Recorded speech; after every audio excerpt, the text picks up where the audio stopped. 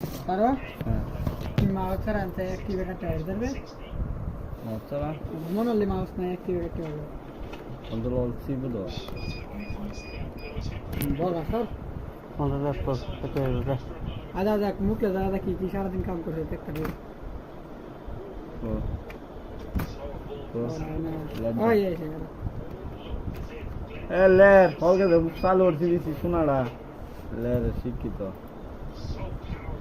দেখুন লাড্ডা দেখছো কি করতেছে একজনে গেছে কেন দেখো আমি তো লোক ওই আরে বড় রাও দিল তো লাগবো কইছি হলো দেখো কেন হইলো না তোমার সাথে হলো এই এই হয়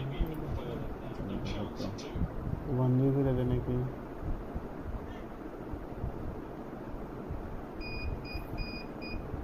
আমরা রাহত আছি এটা দেখো কে হ্যাঁ কারণ কি এটা বদন কি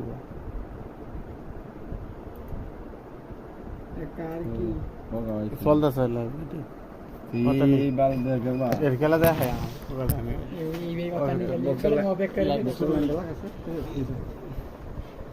কইলাম আজান কাল গল্প একটা লাইন পুরো অনুভূত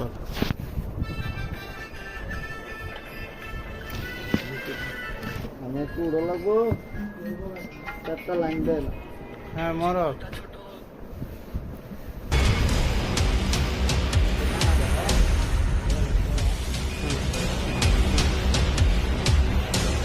হ্যাঁ ক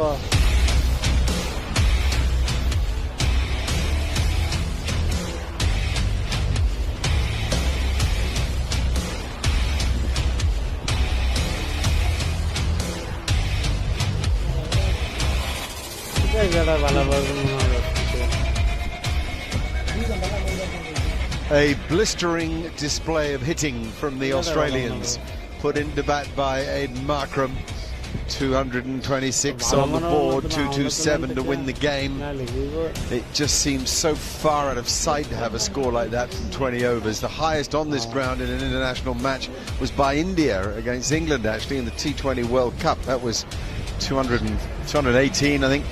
And it's, I mean, what we've seen, you can't sort of imagine even 3 or 4 years ago. Never mind a decade ago, or indeed way back in the early 2000s when the T20 game first came to change. Temba Bavuma out of the middle with Reza Hendricks. I guess they are optionless, but to get off to the, or look to get off to the sort of flyer that Matthew Short, Mitchell Marsh specifically really got off to themselves. The rate, just as an aside, is already touching on 11 and a half and over. That's before the ball's been bowled, so it's going to take something quite remarkable. A slip is in place, 4 in the cover ring and then a third man back, so it's a 6-3 field. Only one fielder in front of square on the leg side. Sean Pollock's aching, I can see, to speak.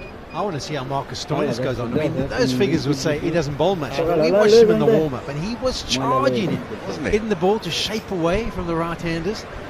So there must be something about it. I mean, for them to throw the new ball to him, they must have seen something. They must be feeling confident. And I love to see a fast bowler or bowler use his attributes to his advantage at the start of a T20. No, you're quite right. He did storm in, ran in quickly and bowled quickly.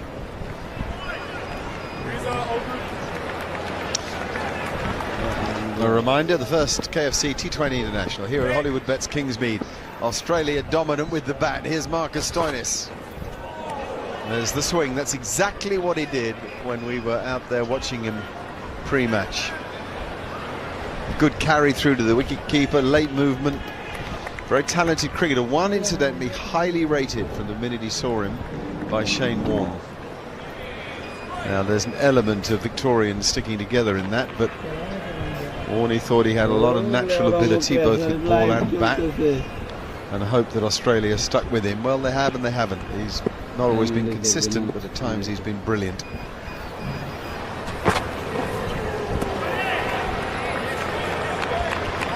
The key is if you've got some attribute that can be effective, and you can only have maybe 2 or even 3 overs in this format where the ball will swing through the air. And he's using it superbly well. I mean, those first two deliveries, perfect line and length, a little bit of shape, bringing the slip and the man at short third man into play.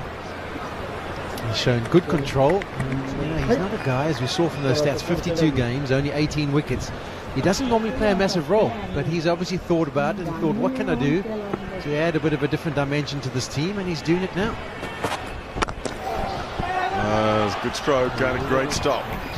A parry and a throw from Tim David. Big fella, tall man, and good athlete. A sort of a lazy-looking athlete, but actually an impressive one.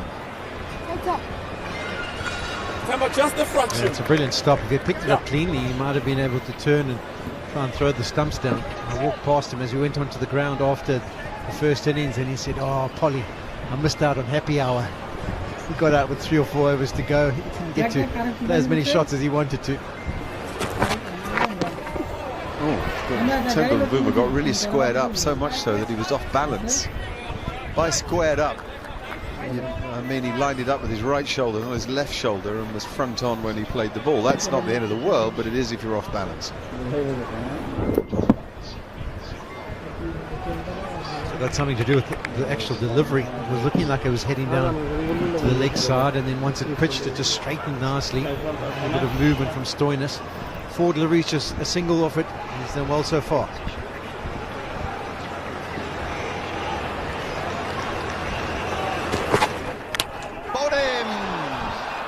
Top class over from Marcus Stoinis. Yeah, brilliant. This one, it looks like it's just pitched and nipped back. We've seen the intent to try and shake the ball away from the right-handers. And that's what Temba Bavuma would have been thinking about. But I think if we have a look at the replay, it might just be that one that nips back. Maybe slightly wider on the crease, definitely. Nips back through the gate, crashes into the top of middle stump. And that is a brilliant bit of bowling by Stoinis. The grouping has been exceptional. The movement through the air and then off the seam has been superb in the first 5 deliveries. Bavuma goes without scoring. South Africa in trouble, 1 for 1.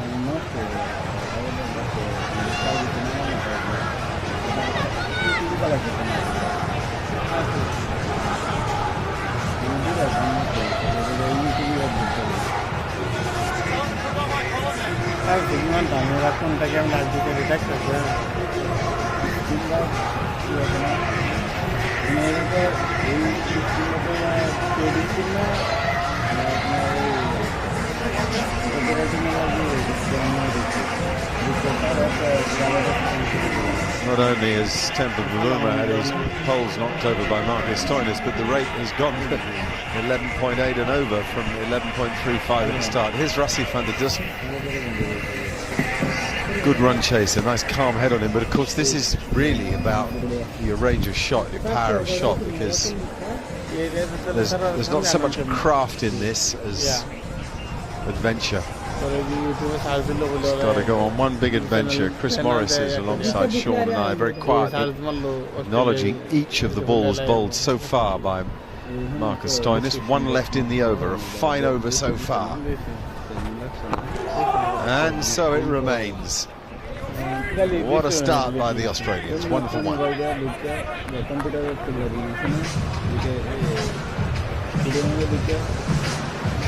Now look at Marcus Stoinis, first 3 balls swinging away beautifully, and if you look closely there, would have just moved his fingers across the seam, forcing it to maybe get a little bit of straight movement from the wicket. But an excellent piece of bowling from Marcus Stoinis. He looks fired up after that last ball is bowled to Rassi van der Dussen. His chest was out, and there we go, there's the celebration. I wonder if there's anything in there back to the coach, you know, saying thanks for backing me. Maybe Stoinis has given enough signals in practice to say I'm a better bowler than perhaps he thought I was. This is my stage, and he's rewarded their faith, that is for sure, with that over. Spencer Johnson, absolutely brand new, out of the blocks, a good find. Young left arm, quick, and I mean quick. He can bowl a speedy ball for sure.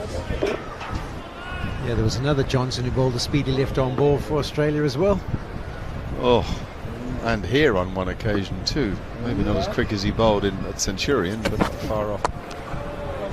Yeah, so this guy played for the Oval Invincibles in the 100 in England, and wait for this, against Manchester Originals, who opened with Jos Buttler and Phil Salt. He bowled his 20 balls for 3 and took a wicket. He bowled 19 dot balls for 3 and took a wicket. He's got to be kicking himself about that one that went for 3. Was it inside edge or outside edge, or it's just an average delivery? You're allowed one bad one, aren't you? Well, if it was an inside edge or outside edge, it mightn't have been a bad one. I don't think we didn't bowl in them that late, though. He's obviously working out his little radar and going to be trying to venture a little bit fuller. It's always nice to have the left arm option in your bowling attack, and Australia have had some good ones in the past. And he'll be hoping to enhance his reputation here this evening. I don't think he's come on the scene quite quickly. He's played quite a lot of Big Bash, played in some leagues around the world, as Mark mentioned early on, but I'll be happy with those first 2 balls. Got it out the way in international cricket. You always worry about where that first one's going to go in your first ball of international cricket, but rhythm looks good, action looks strong, and yeah, comfortable. See if you can exploit some of that swing.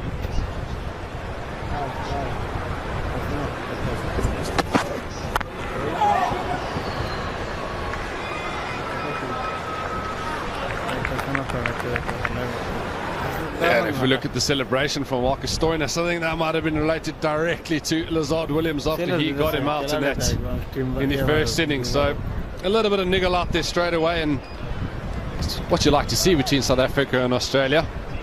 That's directly at Lazard Williams, I think. Yes, you can forget my coach theory.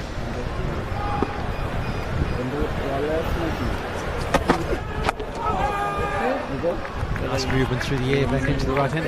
If someone had said to you on this tour, you're going to get a real exhibition of the first over with a brand new ball from a fast bowler, and it's going to be from Australia, would you have gone down the route of Stoinis? I probably wouldn't have thought so. Well, no. I mean, firstly, we didn't have him down as fast. We can now. And secondly, we didn't think that he'd bowl with a new ball necessarily. He is. And his control of swing in that over, to be able to bowl 5 that go out and get one to nip back. I know it's the outswing as a sort of natural variation, the nip backer, but I think Chris's point that he might have dragged his fingers down the seam of it. So what's happening here is Rassi just trying to hit it too hard. Such is the pressure of a 12 and over chase. So for all your ability to strike the ball, the real trick is to time the ball. If you do that, you're likely to score far quicker. And as you can see, the away swing is using the shape beautifully was Marcus Stoinis, and as we said, maybe putting the finger across the seam there and getting that one to nip back. It's an excellent piece of bowling. Execution was excellent, because landing the ball in exactly the same place without the shape is an excellent piece of skill.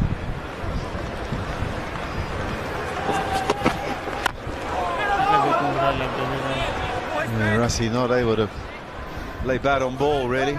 4 for 1. Got a message on my phone that says you're short-changing Johnson. He got 3 for 1 in 20 deliveries.